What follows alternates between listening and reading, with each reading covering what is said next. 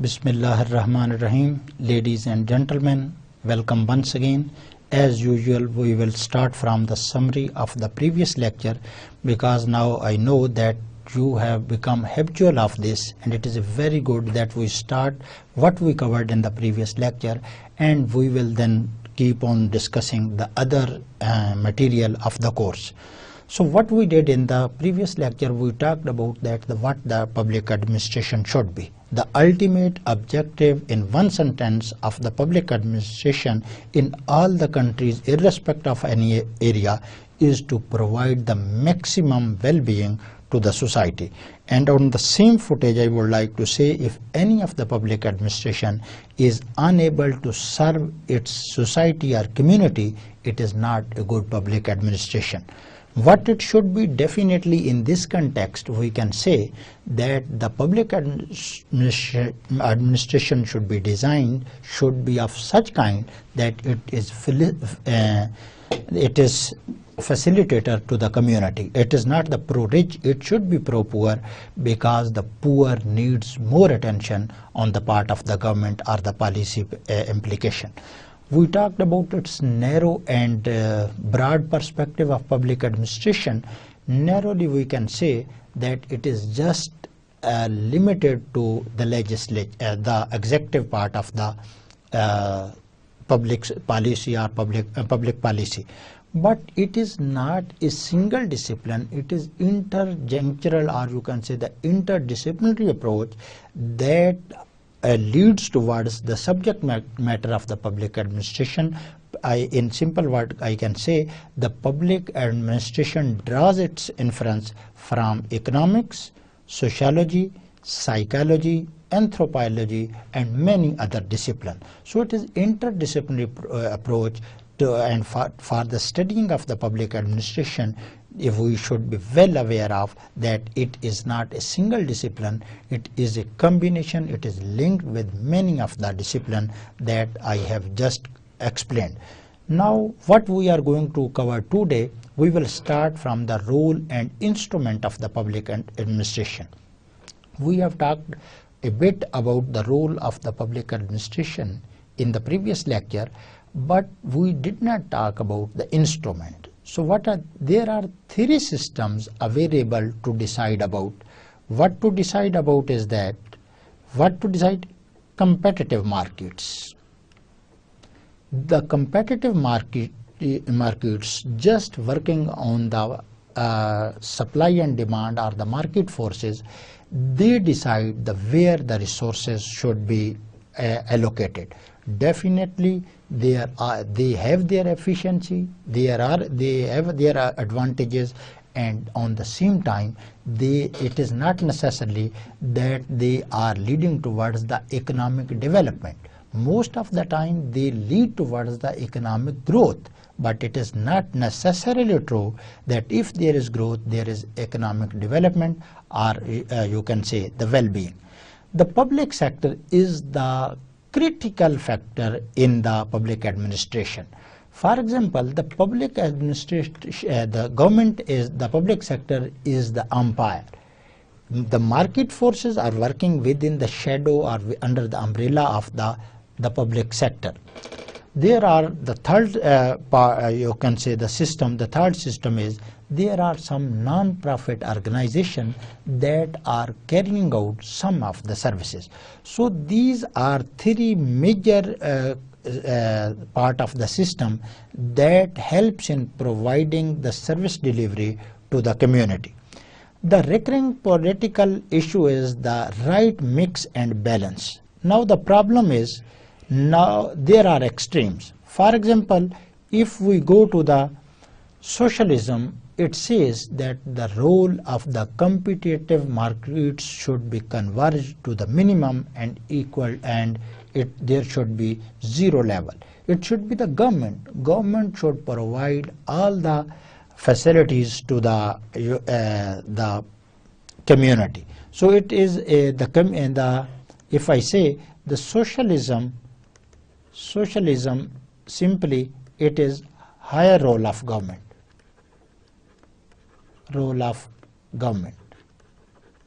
And if there is capitalism now we are in which system? It says more role of markets. So there are extremes. So the problem of the public administration is that how public policy that how to incorporate these all three pillars into that, and what could be the ideal combination of this. Is there should be the more role of the government? Is there should be the least role of the government, and whatsoever, and only when there is combined system it will work more. These are the modalities that needs to be set. The system in place depends on the response given to three questions. What the question the system should be provide to the people? Who provides? Who decides which to produce, to whom to which goods to be produced? For example, I am not talking about the organizations. I am talking about the part of the government that which commodities should be provided to the community or the humanity. Who produces it? Again goes to the is it distributed through competitive markets, public sector or the other, and who pays this? Whether all these production should be for the rich or this production should be for the poor, or these should be the basic needs, luxuries, and whatsoever. These three questions need to be answered by this discipline. As I told in the beginning that I would like to keep on mentioning very interesting articles, materials during my discussion lecture about the public administration. It will be showing sometime the failure. It should be giving you the idea in a specific field. So the first article that I am going to suggest you that it is about the Hajj policy, and it is written by Faisal Bari, and the date for this is October 25, 2013. It appeared in the Dawn newspaper. So I would like to write it here that yes, it is written that it appeared in the Dawn newspaper. The origin, history, and evolution of the public administration. We are trying to cover all aspects of the public administration. Theories will be covered, its failure, why it fails, what are the different dimensions of public administration. We will keep on discussion, but here I would like to start over the historical evolution of this discipline, that in the beginning it was so simple, but now it is interdisciplinary, it is multidisciplinary, it is so complex, it is so critical, it is so important that its importance cannot be denied.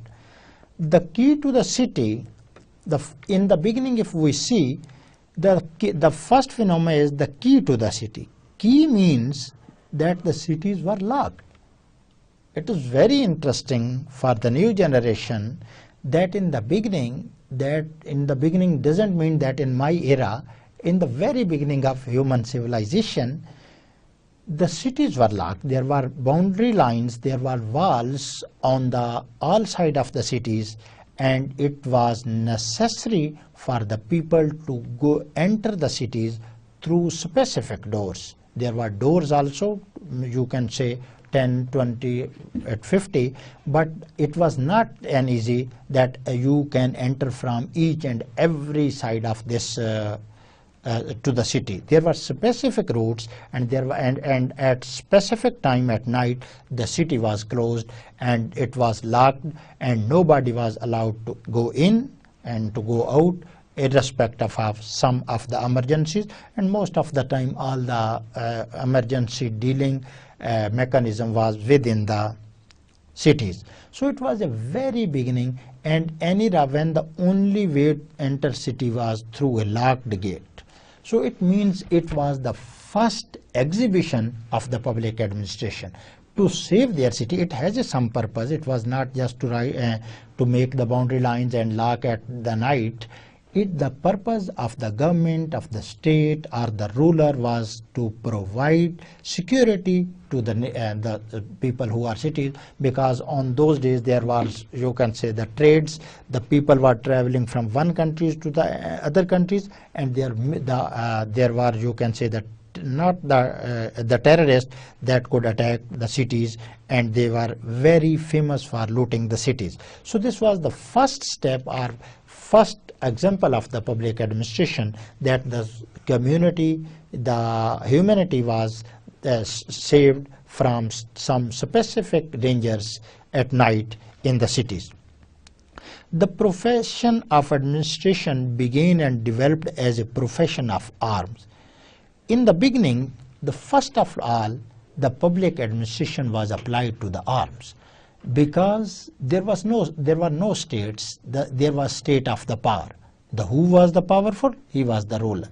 So to become powerful, to dominate the other people, you should need the arms, the weapons at that time. And even now, you can say, very destructive and mass destructive weapons are available nowadays with many of the countries, and Pakistan is no exception to it.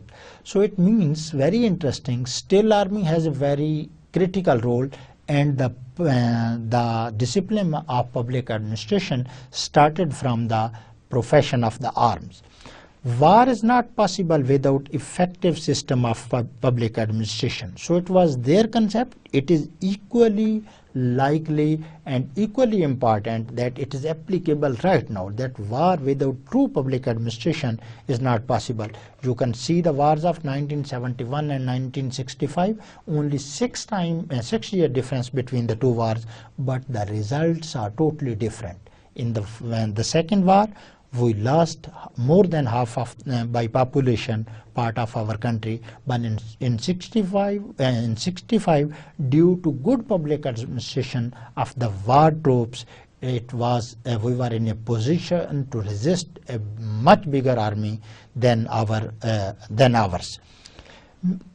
Military officers were the first public administration. To salute to again the military or the military personnels, military, you can say the leaders, that at that time they were equally important, and right now their importance has not increased. In the beginning they were the true public administrator, because we have just started that the public administration started from the profession of the arms. So definitely, if there are arms, there are the soldier, there are the army personnel. So the military officer were the first public administrator. First armies were mobs with managers. The composition of the armies was that it was a group, and there was manager, one group, 2 or 3 groups, A, B, C, and X, Y, Z were their managers. It was their duty to manage their group. But gradually developed hierarchy. Now you can say, now there are all those 4 or 5 are equal in ranks, but now you can say there is a hierarchy. If we see from our army, our military, you can see that the chief of the army staff, there is also the ceremonial post of joint chief of staff committee, but the army chief, that is the lieutenant general, is the most powerful. Then there are, you can say, the major general, brigadiers, colonels, majors, captains, and so many other, up to going to the Naik, the Lance Naik or the Naik. So then it means over time this hierarchy of public administration took a different as it was in the beginning. The Romans were first to transform power to expert. The credit goes to the Roman Empire, the biggest ever empire of their time, that they introduced the concept of expertise rather than the military. So these were the most civilized people. They believed in the situation that the expert can perform better than the military. It means now there was a small touch of some expertise or small touch of the education, that the more education, more expertise, more experienced person were needed rather than just only the military personnel. So this was just the beginning and the origin or the history of the public administration. Antiquity means the past years, the old years to the 19th century. Now we are delimiting our discussion of this the history of public administration into different eras. So we are starting from the 19th century. In the first lecture I said that it is not a very old discipline. As compared to the other, it became as a special discipline, or you can say in the form of a discipline, just 100 or more than some more years than 100. If we date back to the era of the pharaohs, kings and emperors have required their pages, treasures. Definitely they need some resources to run their government, and for that purpose they do tax collecting to administer the practical business of government. If in the very beginning the pharaohs, the kings and the emperors, they need some kind of people that could collect taxes, create resources to run the day-to-day business of the government. It means it was the first rough shape of the government. Prior to the 19th century, staffing of most public administration was rife with nepotism, favoritism and political patronage. How the persons were selected. In the previous slide you learned about that the Romans were the first to introduce the merit, or you can say the expertise, experience, that is also a kind of merit. They were first to introduce there. And if to go to the prior to the 19th century, as we have started our discussion from the 19th century, before the 19th century, the selection of these administration was totally based on the nepotism. You may be looking that we are just at the same time the people or the countries were 126 years before. Still in our public administration selection is nepotism, favoritism is there, and political patronage is there. Nowadays you are looking at the print and the electronic media, there is a heavy scandal, massive scandals that give that how the incompetent people were selected for a very critical post of the public institution, public post, public responsibility. That is why that nowadays PIA, steel mills and many other government entities are going into a deficit. So this was the some of the concept before the 19th century, that the people selection, or you can now we can say that simply the selection of the public administration were based on the nepotism. Still it exists, favoritism it still exists, and the political patronage. And what is interesting, it is called it is referred to as the spoils system. Look at this spoil system. It was not the correct system. Spoil system, definitely that spoiled the nations, spoiled the institution, spoiled the states. Many of the states could not survive due to this way of public administration. You can see about the recent mean not too away from here from now, the Mughal emperor, that was a very large they were the emperors, but they were poor in management except a few. Public administration have the eyes and ears of rulers. Public administrators are very clever, and for a government they are playing the roles of eyes and the ears. Government can see the reality from these public administrators, and these are the ears government can listen. It means government can get any of the feedback from I and these public administration, and these are the rulers. और इसीलिए आपको पता है कि जो ज़्यादा अच्छे कान और नाक हैं, they are always part of any of the government. If there is people party government, no worry about them, they will be getting key post. And if it is Nawaz government, they never get shy to get post by showing that they are responsible for not for the state but to the ruler.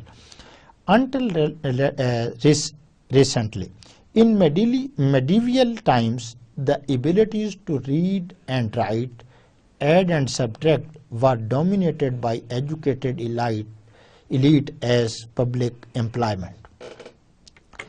In the medieval age, what happened? There was a paradigm shift. Now to get job to become a public administration, there was some, you can say, the basic criteria, that was the education. Although education was at very initial stages and the disciplines were not as elaborative as nowadays, but still the plus minus, the multiplication, or these simple things were necessary to be a part of the public administration.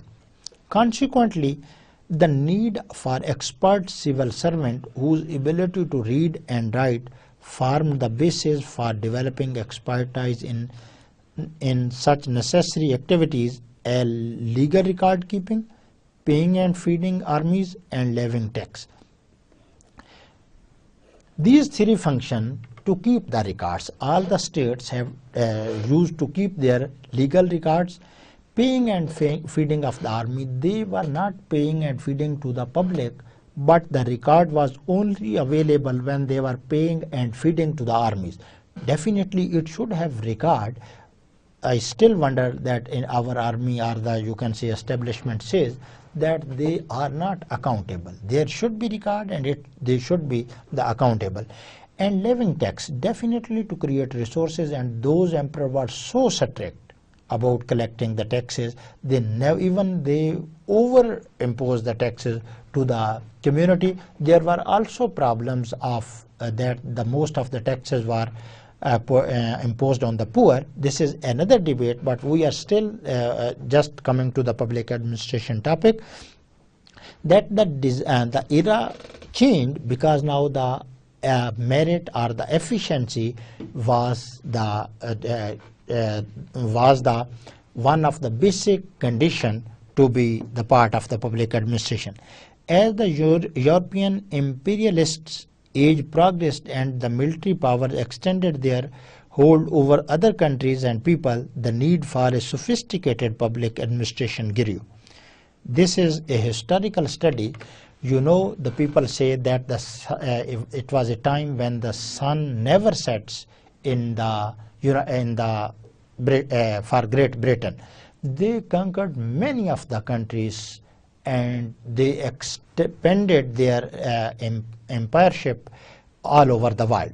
All over the world, just few exceptions.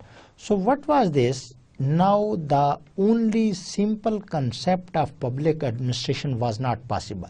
Now they have to utilize some of the forces, mechanism that they could keep control over all the countries, because there were different culture, different religions, different other mechanism, different dynamics, different ground realities.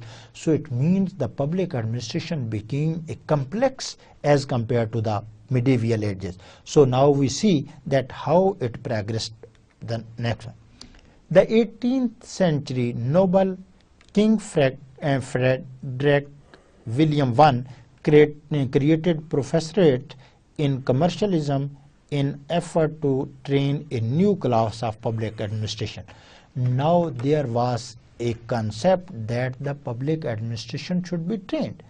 पहले आप देखें nepotism और अपना political affiliation was the basic criteria to be selected. Then there was, if you have some of the education, it is good, you could be the part of the public administration.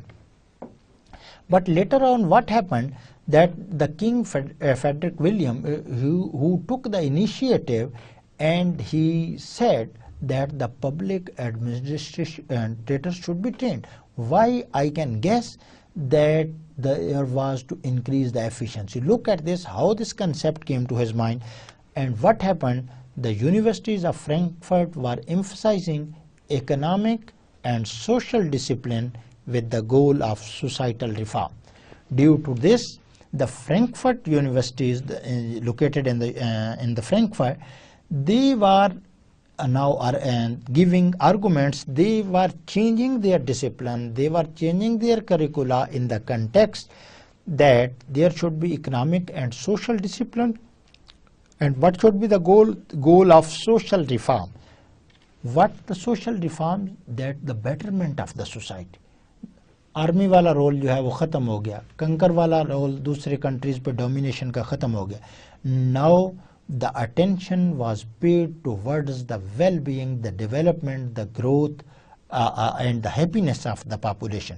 So what they devised two major disciplines, economic and social discipline, with the goal of social reform. Johann Henrich was the most well-known professor of commercialism. Thus, from a Western European perspective, classic medieval and Enlightenment era scholar formed the foundation of the discipline that has come to be called public administration. The credit goes to John Henrich, who first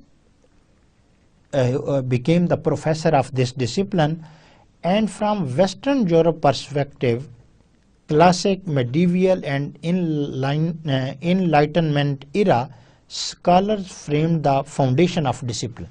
They now were serious about the forming of the discipline, that it could work for the betterment of the communities.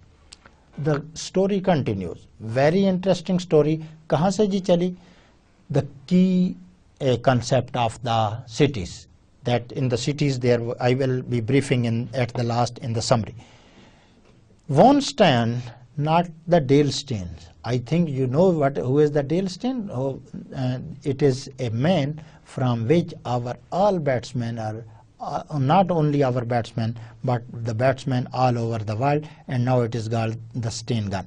So the von Stein in 1855, 158 years before, it was a German professor from Vienna, is considered the founder of the science of public administration. So as the people know about the founder of the economics, the Adam Smith, you should remember that the von Stein, Americans doesn't accept this, but because it is the most of the world acknowledges that the von Stein is the founder of the discipline of the public administration in many parts of the world. We will see that to whom Americans say that he is the founder of this discipline. He introduced this public administration as a separate discipline. In the time of von Stein, public administration was considered a form of administrative law, but he believed this concept too restrictive. When the von Steins was talking about the public administration, at that time the definition of the public administration was so restrictive, and it was only the administration of the law. But he went against this. He argued that this is not true, and he said no, it is a very, very narrow and restrictive definition. And what he said, he called public administration an integrating science, and stated that the public administration should be concerned with both theory and practice. He said no, the previous was only talking about the practice. He said it is an integrating science. It means it's a combination of different disciplines, and it is not only concerned to the implementation of the law, but it is related to the theory and the practice. In other sense, what he was saying, he was arguing that the public administrator should be well aware of the theory and the practice. And what he further argued? He further argued that the public administration is science because knowledge is generated and evaluated according to the scientific method.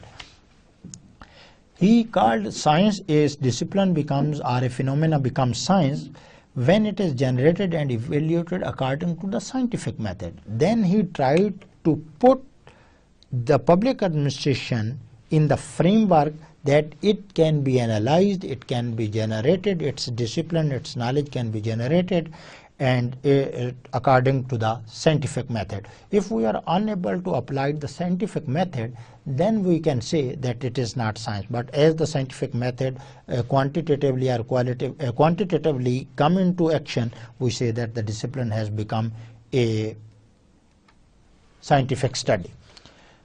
Still, you see the title of the slide remains the same. From 19th century, it was era of change, particularly in the context of the public administration.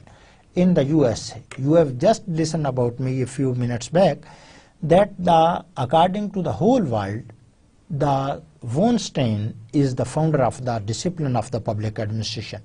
But the United States people have their own idea. They think that Woodrow Wilson is considered the father of public administration. Now we will see that what was the difference between the Woodrow Wilson and the von Stein. These are two starting big guns of their era, or you can say these are the two founder of the discipline of the public administration. What he said, he first formally recognized public administration in 1887, and the title of the book was the title of the article was The Study of Administration. When he wrote this article, there was a huge change of the discipline, and it was written in 1870. What he said, the future president wrote after this Woodrow Wilson, this phenomenon of the study of the administration, it is the objective of the study to discover first what government can properly and successfully do. What was his emphasis on that? Looking at this, he first said that the first fundamental the government should do is look at what government can properly and successfully do. It means it was just some viable solution to help the community, because when he talks about that the properly and successfully do, government makes many heavy claims as we are listening that we will end the energy crisis by 2013, 14, 15, and now I can say to the infinity.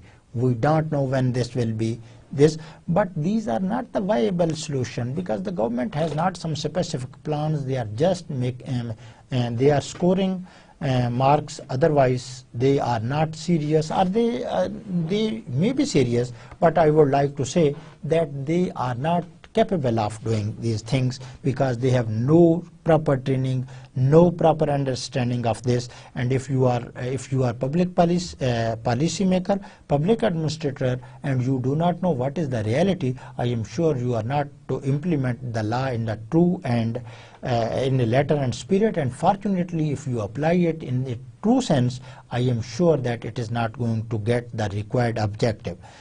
The second thing he said, that how it can do these proper things with the utmost possible efficiency. Look at it, in 1870 he is asking about the efficient government role, efficient public administration role, and still we are looking that unfortunately in Pakistan there is no efficient public administration. Due to this lack, many problems exist. And at the least possible cost of the money and energy, two things that are equally important at this stage. He said that the public administration should be done efficiently, not just only done that it exists like in Pakistan. It should be done efficiently, and how? With the minimum usage of money and the energy. It means these were the two critical factors at those at that stage, and he was fully aware of the importance of this money and energy. These are the resources, and I think he should be given the time also. Still the situation and the story is going on how the public administration developed historically over time. Wilson was more influential. Now this is a very, very critical statement. It is not my statement. I have taken it from referenced peer-reviewed articles. He was more referential to the science of public administration than von Stein. Why? Primarily due to four concepts he argued. World मानती है कि जी von Stein जो है वो बाबा public administration है. The American says no, Woodrow Wilson is the leader of the, और you can say the father of the public administration. And now we are seeing that Wilson, in true sense, it is debate. It is not what I am saying that it is 100% you can say the undebatable. It is debatable, but the Wilson was more influential. Why he was more influential? We are talking about the four concept. What he argued, separation of politics and administration. आज भी हमारे जो है वो अदलिया चीख रही है, एक्सपर्ट चीख रहे हैं कि जो है वो एडमिनिस्ट्रेशन और पॉलिटिक्स जो है they should be different from each other. When the politics enter into the public administration, the countries becomes Karachi. Look at there, what is happening there. Every time you are listening on the print and the electronic media, that what is happening there, there are nepotism in recruiting the police, there is political interference in the administration. That is why the result is that on average 10% are losing their life daily if you compile the data of over 2 or 3 years. It means in year almost 360 people lose their life due to this unrest or that one. So he argued that was not argued by the von Stein. He argued that the politics and the administration should be independent. It is still true, and unless and until, particularly in the developing countries, if this is not the situation, the public administration effectiveness will remain a dream. The second concept for which he is considered to be more effective than the von Stein, that comparative analysis of political and private organization. Before him, the people were only talking about the public institutions, the political institution. Now he said no, there should be a role of the private organization. Why he was talking?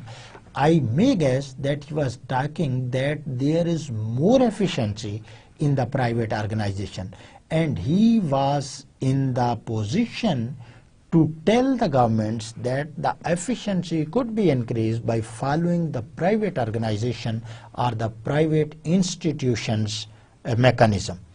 This is the second one. He talked about the compareness of the political and this was the first one. And the अदलिया इंतज़ामिया को सियासत से जो है वो पाक कर दिया जाए. The otherwise that we should make a comparative analysis. If you do not make a comparative analysis, you keep on believing that the system you are applying or functioning, that is more effective or more efficient. But when there is a comparison, one of the charismatic beauty of this comparison is that it allows us to choose the right selection among the alternatives. The third was when he talked about the private organization. Now comes the other. I just told you that improving efficiency with business-like practices and attitudes towards daily operation.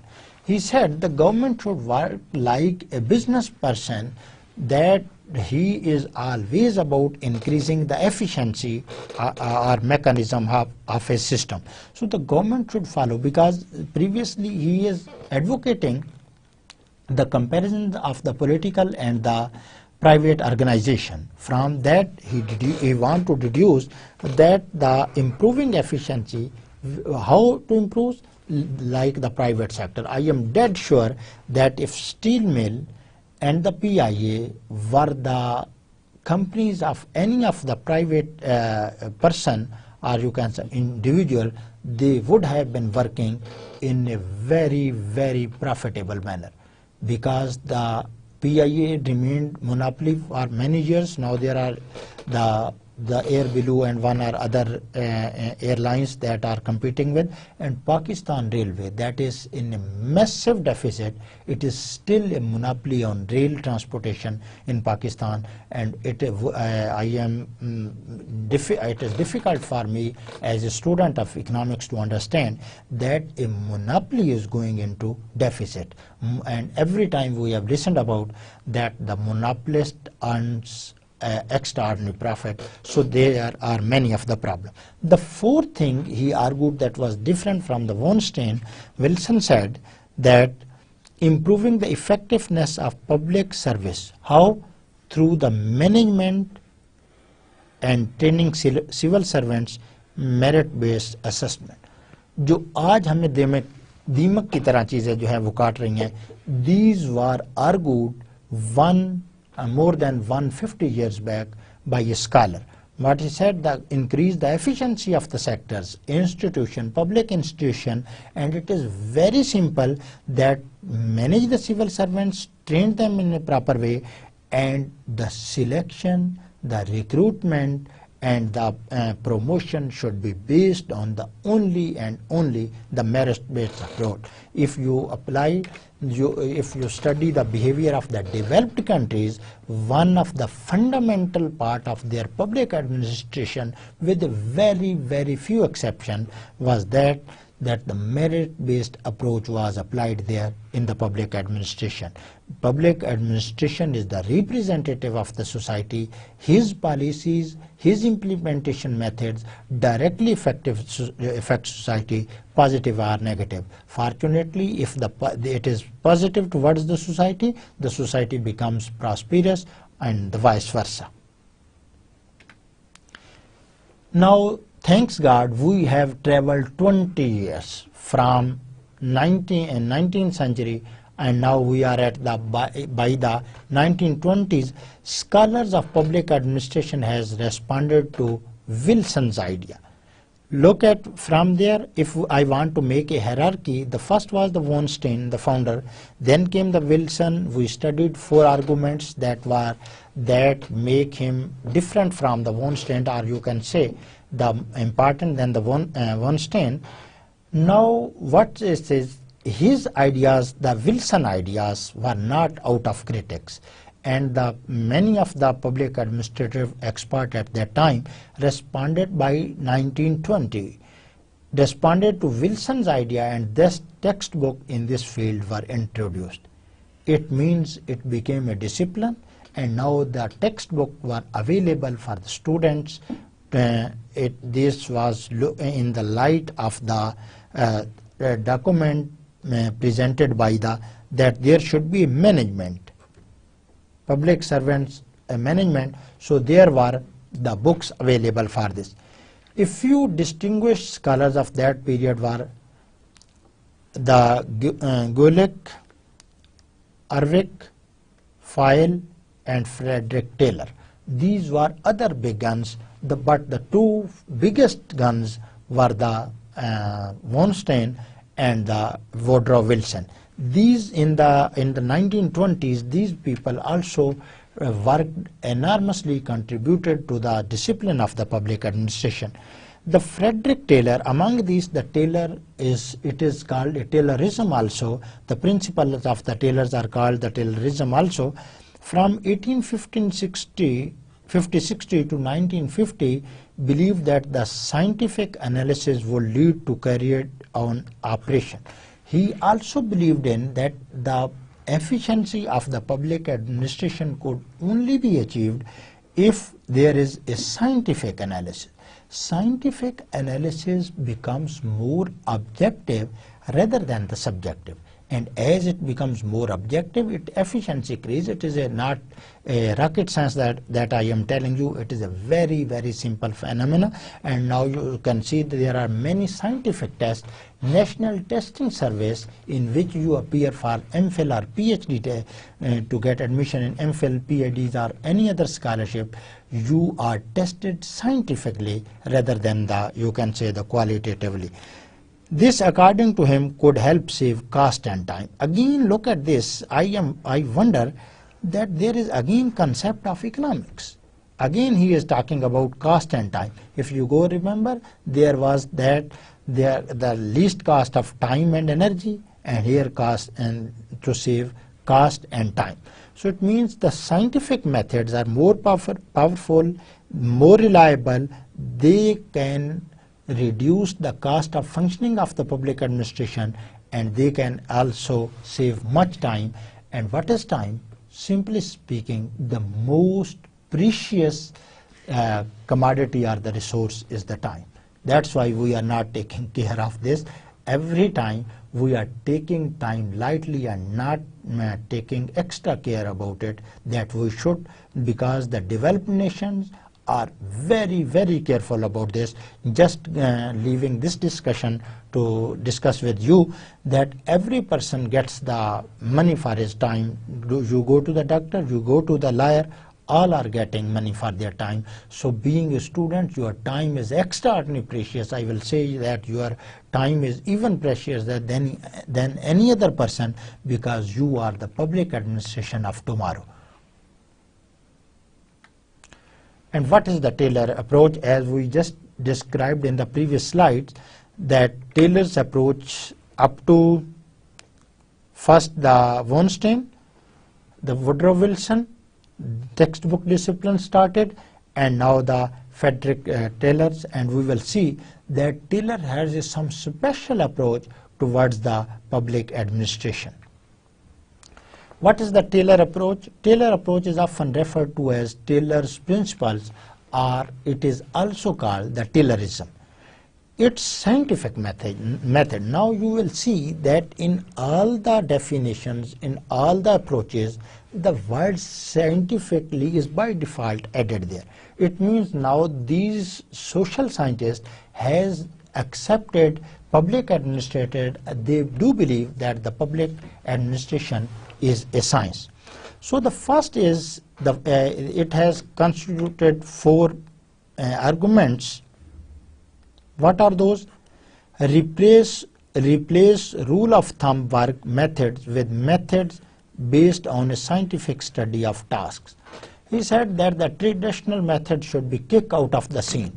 And how the new method? That the more scientific approaches. He was against the status quo. He said no, the traditional, the classical tools of the public administration are not effective, and they should be immediately removed, and they should be removed, they should be replaced by the scientific studies of the tasks. The second one is scientifically selected. He was saying scientifically select. Now there could be the 2 concepts. Selection of the study it could be the selection of the employees. Scientifically select, train and develop each employee rather than passively leaving them to train themselves. What is happening here? Hit and trial. Every employee says that he has enough experience. The experience an employee get in 10 years, he can reach at the same level if he is given a good training of even 1 or 2 days. So the training is very important. So now the Taylor is providing argument that the employees should be selected in a scientific way, non-objective. Hit कर रहा है nepotism, favoritism and political patronage.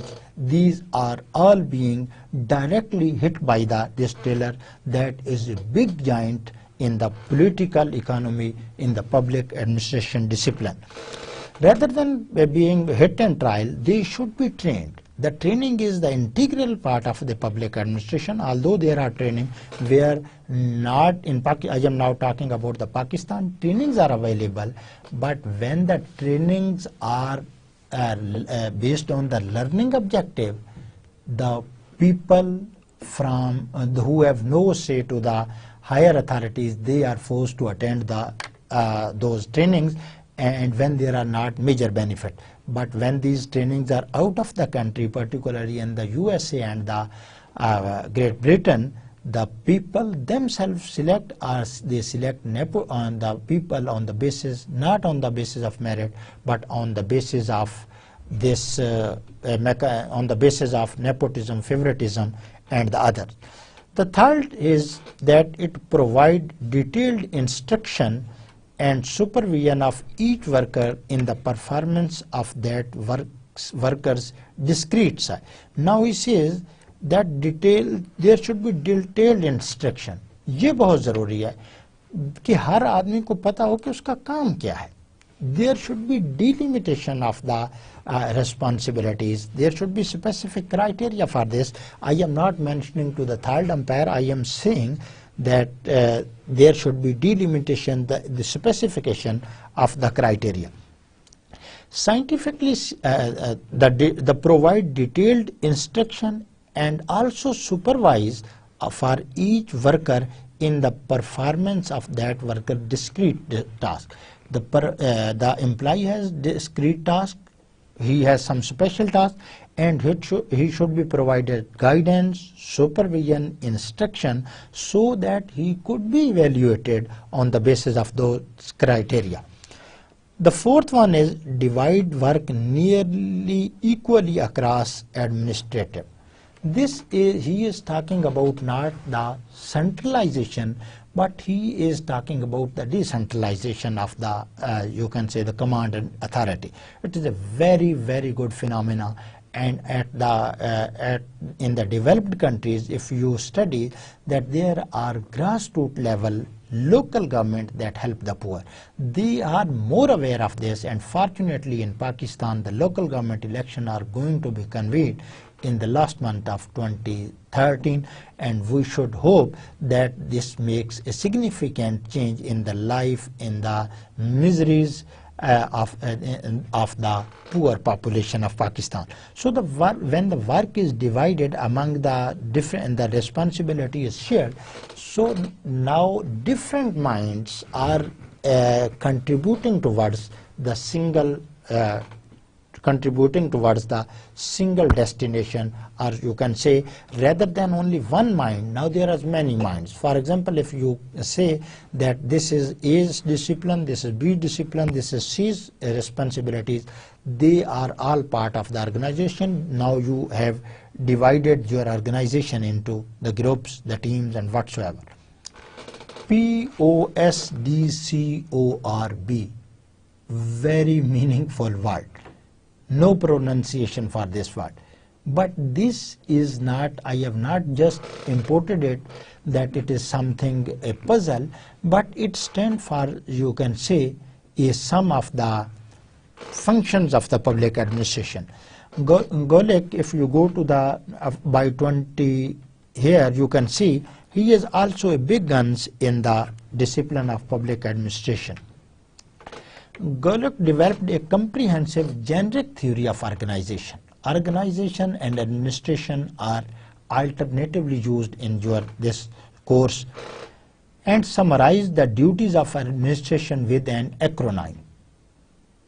Administration को क्या करना चाहिए? By the way, our administrator do nothing.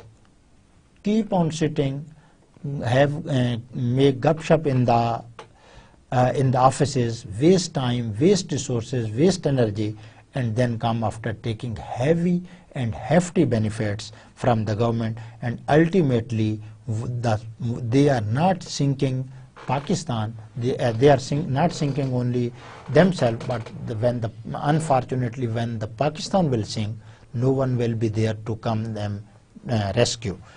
And again, I will say it's very fortunate. We are all lover of Pakistan. We want Pakistan being progress. That's why we are so critically looking at the public administration, because it is my belief, being a student of the public administration, that the public administration can bring changes more effectively, more easily, and more quickly as compared to the other changes. For example, if you inject any of the economic policy, it takes several, you can say, months, days, or years to show its result. But if there is a good public administrator, by one command, he can change the situation. So what is POSDC? The P stands for the planning. Now this acronym is for the duties. If you want to remember, if you are a public administrator or you want to be a public administration in your future, and I wish to be a higher level public administration, and at the same time I would like that you perform your duties in a very positive way, you make a change, a significant change, which is that there should be a planning. The administrator should be a good planner. If he is not a good planner, the plan well begun is half done. This is the fundamental and the basic start of the public administration. There should be a very good planning, organization. How to organize that program? If there are many organizational methods, for example, if I say this is my organization, I am the head of any of the public institution, I say I would like to keep all the powers with me, and I would like to implement this plan. Well and good. If it works, I am good. If it doesn't work, definitely people will criticize. Staffing. How to choose the team? Staff is the team, the wheels of this planning and organization. If you select the good people, the expert, the experienced person, your task is further facilitated and it becomes very easy for this. Choosing the staffs independently is very critical, because if you choose the staff on the basis of, not on the basis of merit, but the other criteria that is prevalent in Pakistan and was prevalent in many of the developed countries when they were in the initial stages of their development, they were nepotism, the favoritism, and many others. Directing. You should direct the people. You are at the higher post. You should have the ability. You should have power to take the decision, the courage to take that decision. It should be remembered. Think about many times before taking any direction. But when you take decision, then implement this direction on any cost. The coordinating. Nowadays, there is a social capital, the era of social capital, and the coordination or the coordinating, it has become a very critical part of the public administration. For example, a public administrator has to coordinate with many other disciplines. For example, if you are the principal of a college, you will have to deal with many others, the building department, the education department, the account office, the land department. Many departments you will have to, you are now a public administration, you have to deal with these departments. So you should have the negotiation power or coordinating. You should in a position that you convince the people in the coordination. Reporting. You should be a good reporter of all the activities are being done. Either you will have, your responsibility is to convey it or not, but you should have a good reporter. And I can guess that in the previous lecture when we were talking about the definition, one of the definition that the public administrator are nothing but they are good competitor of the essay writing. So if they write good essay, that was, I think, about this, that there should be the planning and the reporting. And the budgeting, this last B stand for the budgeting. Again, there should be a financial plan. All plans go into smoke if there is no the financial credibility of this. Even there is disruption of the financial flow, the program, all other programs that are dependent on the sustainability of the flows, cash flows of the financial plans, they become ineffective. So if now you see, this is the planning, this is the organization, this S is the staffing, this D stand for directing, this CO stand for the coordination, R stand for the reporting, and B stands for the budgeting. So being to be a good administrator and to remind, these are not only these are one of the few, or you can say the major responsibilities of any of the public administration. The second generation theorist drew upon private management practices for administrative sciences. Over the years, generation over generation, that the group that is called the second generation theorist, they saw that the efficiency in the public sector or the public institution, it was not increasing. So they tried to follow that we just studies, that the private management, as we studied that the Wilson is being preferred over the von Stein, that the private management practices for administrative sciences, this could be the more effective. In other way, indirectly I can say, now we are getting the solution of our ill entities like PIA, railways and the steel mill in privatizing these things. A single generic management theory bleeding the borders between the private and public sector was thought to be possible. They thought that there could be a story that can link the private and the, you can say, the public sector, because there was very hard and you can say the critical or the most debatable line between the private sector and the public sector. In the beginning, we started that theory are the provider of the services, the government sector, the market forces, and then was the non-government organization, NGOs.